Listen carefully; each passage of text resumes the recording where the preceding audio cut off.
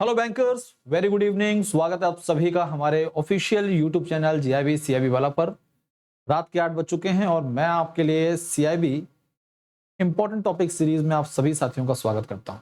ये क्लास आपके दिसंबर मंथ में शेड्यूल्ड सीआईबी एग्जाम से संबंधित है और हम इस समय पेपर 3 सीआईबी एबीएफएम का एक इंपॉर्टेंट टॉपिक डिस्कस करने जा रहे हैं, जहां से एग्जाम में क्वेश्चंस डेफिनेटली बनते हैं।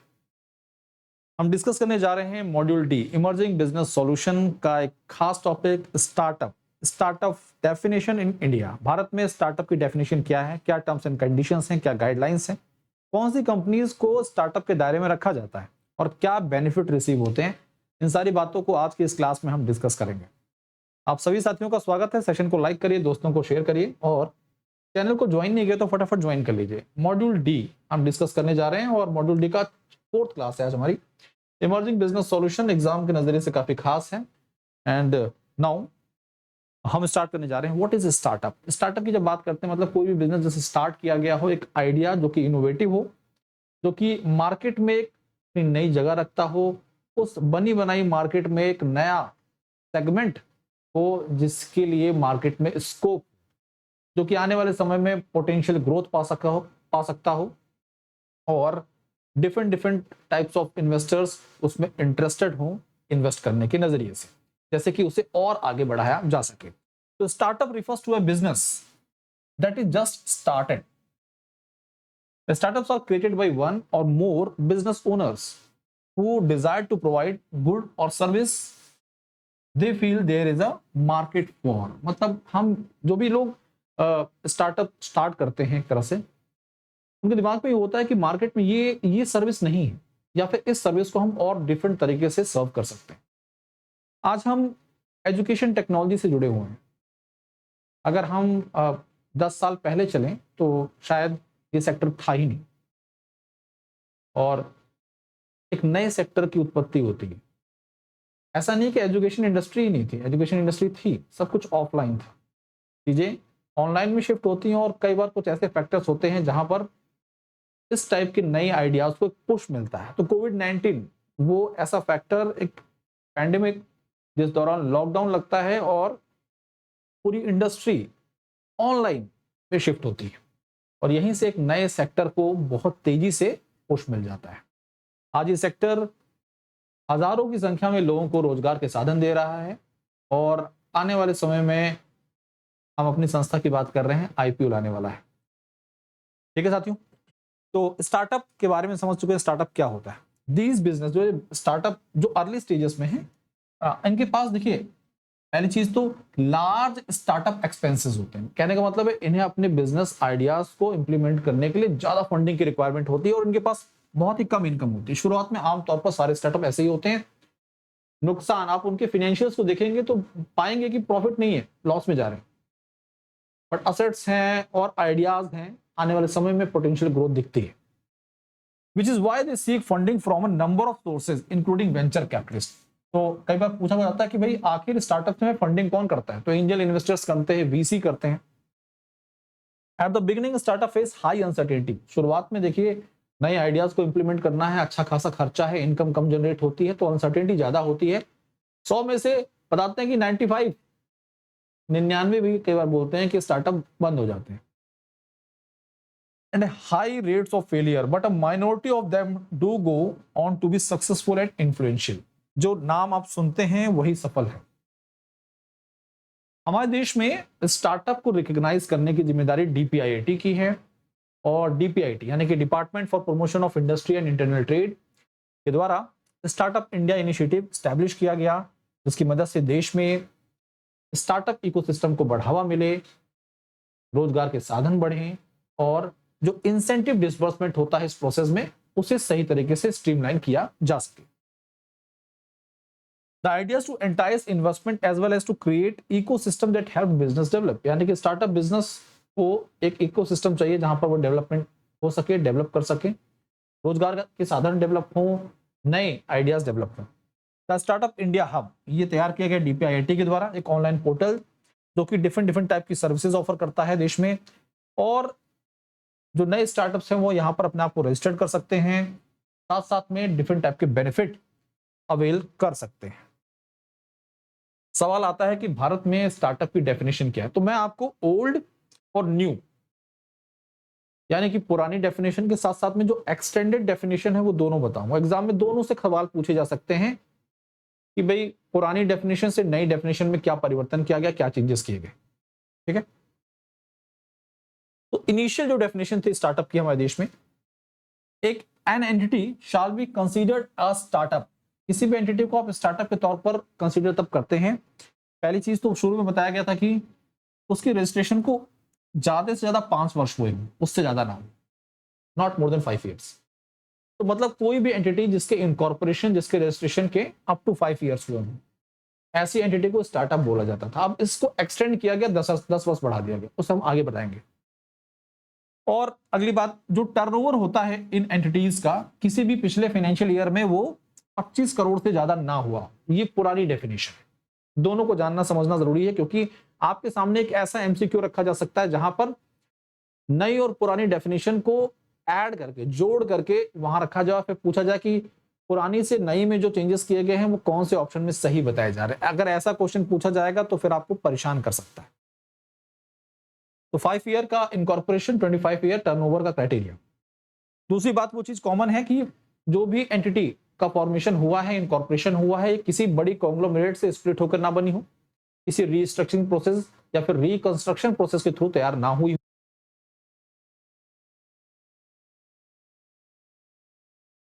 ठीक है, एक इनोवेटिव आइडिया, एक नई आइडिया, एक नई सोच को इंप्लीमेंट किया गया हो, ये किसी पुरानी एग्जिस्टेड या एग्जिस्टेंस वाली कंपनी से अलग होकर रिकंस्ट्रक्शन या रीस्ट्रक्चरिंग प्रोसेस के थ्रू तैयार हुई कंपनी ना हो, ये कंडीशन। अगर ऐसा है तो वो स्टार्टअप की कैटेगरी में नहीं आएगा। ये तो पुरानी डेफिनेशन होगी। अब इस डेफिनेशन को एक्सटेंड किया गया, जो एक्सटेंड किया गया डेफिनेशन को, तो इसमें कुछ नई बातों को जोड़ा गया।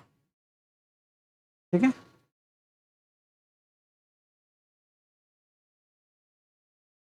क्या बातें जोड़ेगी कि कोई भी एंटिटी जिसे स्टार्टअप के तौर पर रिकॉग्नाइज किया जाएगा, उसके साथ क्या कंडीशन होनी चाहिए। Any entity shall be considered as a startup if it was incorporated और registered as a private limited company, partnership firm,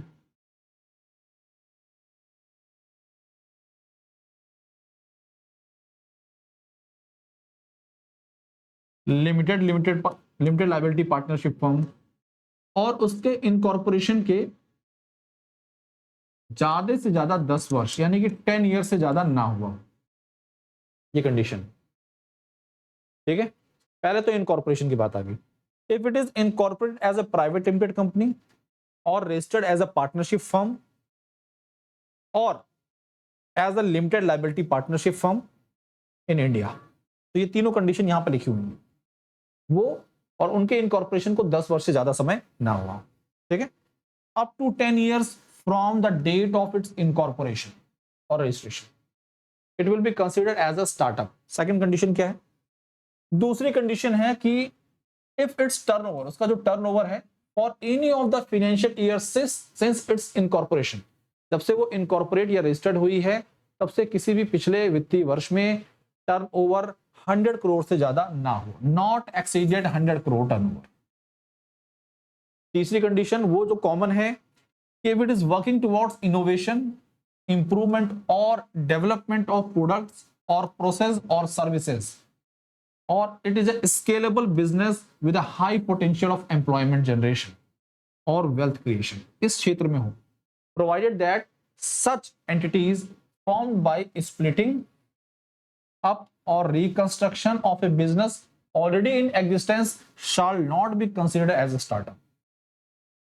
ठीक है, तो अगर किसी एग्जिस्टेड बिजनेस से स्प्लिट होकर बन रही है, रिकंस्ट्रक्शन या रीस्ट्रक्चर प्रोसेस के थ्रू तैयार हो रही है, तो ऐसी कंपनी को स्टार्टअप के तौर पर चिन्हित नहीं किया जाता।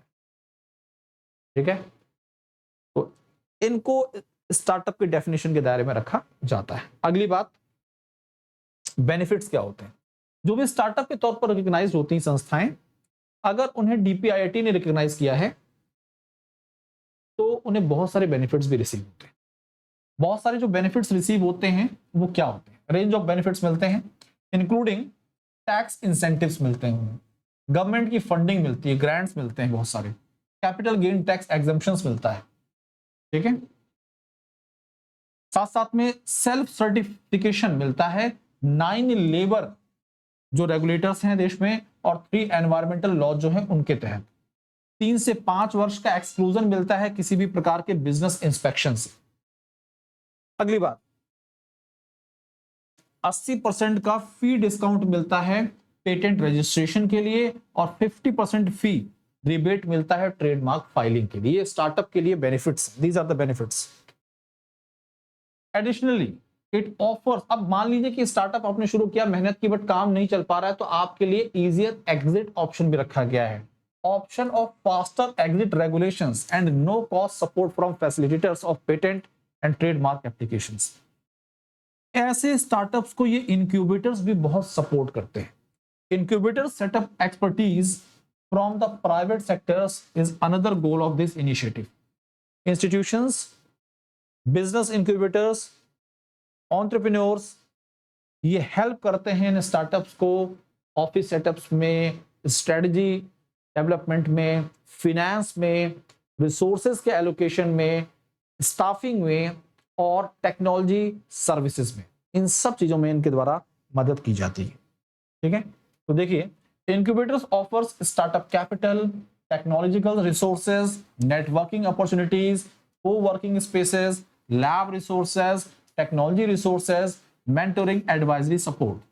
They assist in obtaining funding from variety of sources, including venture capitalists, government agencies, coalition for economic development and angel investors से भी।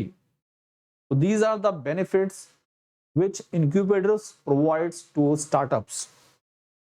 आपको आज की क्लास में स्टार्टअप की डेफिनेशन देश में क्या है, पुरानी डेफिनेशन, एक्सटेंडेड डेफिनेशन, बेनिफिट्स, ये सारी बातें आपको पता चल गई हैं। अब बात करते हैं डबल बेनिफिट सेल की, जिसके तहत आपको मिल रहा है अप टू 60% ऑफ सभी महापैक्स और लाइव बैचेस पर। साथ साथ में अगर आप अगस्त 200 कोड का इस्तेमाल करते हैं तो आपको मिलता है एडिशनल बेनिफिट महापैक्स पर 200 का discount. CIB Mahapack one stop solution है। और जब हम बात करते हैं सीआईबी महापैक की, तो इसके अंतर्गत आपको चारों मेन पेपर और इलेक्टिव पेपर, चारों मेन पेपर और इलेक्टिव पेपर का एक्सेस मिल जाता है, 15+ बैचेस का एक्सेस मिलता है, module wise DPP, quiz, mock test, doubt solving session, ये सारे फीचर्स अवेल कर सकते हैं आप एक बार सीआईबी महापैक के साथ जुड़ गए तो आपको किसी दूसरे बैच से जुड़ने या परचेज करने की जरूरत नहीं है। 6 मंथ का सब्सक्रिप्शन 3299 का है, 1 year 4799 and 2 year 6799। August 200 code use करने पर ये डिस्काउंट एक्स्ट्रा आपको 200 का मिल जाएगा। कॉम्बो पैक है जीआईबी सीआईबी महापैक, वो बैंकर जो एकदम नए बैंकर्स हैं या फिर पुराने बैंकर्स हैं जिन्होंने अभी तक जीआईबी और सीआईबी अटेम्प्ट नहीं किया, उनके लिए बहुत खास है। देखिए, करियर किसी भी क्षेत्र में हो, आगे बढ़ना चाहिए, लगातार रफ्तार आगे बढ़नी चाहिए और इसलिए जरूरी है कि आप इन एग्जाम्स को क्लियर करें। और आप ही को ध्यान में रखते हुए इस कॉम्बो पैक को लॉन्च किया गया है। इसके तहत 1 ईयर और 2 ईयर की सब्सक्रिप्शन अवेलेबल है। 5299 1 ईयर, 2 ईयर का सब्सक्रिप्शन 7199 का है। अगस्त 200 कोड यूज करते ही एक्स्ट्रा 200 का डिस्काउंट मिल जाता है। सीआईबी फाउंडेशन 2.0 बैच मात्र 2299 में उपलब्ध है। फाउंडेशन बैच का मतलब है थ्योरेटिकल पोर्शन, कॉन्सेप्ट पूरी तरह से क्लियर किए जाएंगे इन बैचेस में। इंडिविजुअल बैचेस की बात करें तो इंडिविजुअल बैचेस मात्र 599 में उपलब्ध है। देखिए, सीआईबी पेपर की संख्या भी ज्यादा है, पेपर का लेवल भी ज्यादा है और इस नजरिए से देखें तो कई बार 1-2 पेपर रह जाते हैं, तो उसके लिए आप इंडिविजुअल बैचेस के साथ जुड़कर अपने एग्जाम की प्रिपरेशन को आगे बढ़ा सकते हैं। अब बात करते हैं इलेक्टिव पेपर्स की, तो इलेक्टिव पेपर जो हैं उनके साथ आप जुड़ सकते हैं और मात्र 599 के साथ जुड़कर अपने एग्जाम की प्रिपरेशन को आगे बढ़ा सकते हैं। ठीक है साथियों, this is my Telegram channel. Telegram channel के साथ जुड़िए, अपने डाउट्स, अपनी क्वेरीज को रेज करिए और कोई दिक्कत, कोई परेशानी, बेझिझक होकर अपने सवालों को पूछिए। आज के लिए अभी के लिए इतना ही। पढ़ते रहिए, आगे बढ़ते रहिए। डबल बेनिफिट सेल 27 तारीख से शुरू हुआ था, 31 अगस्त तक वैलिड है। महापैक्स पर अगस्त 200 का कोड यूज करने पर एक्स्ट्रा 200 का डिस्काउंट है। इस ऑफर को हाथ से जाने ना दें। आपके लिए सीआईबी एमसीक्यू बैच लॉन्च हो रहा है। अगर आप अपने आप को महापैक के साथ जोड़ते हैं तो इन सभी बैचेस का एक्सेस आपको मिल जाएगा। धन्यवाद, all the best, thank you.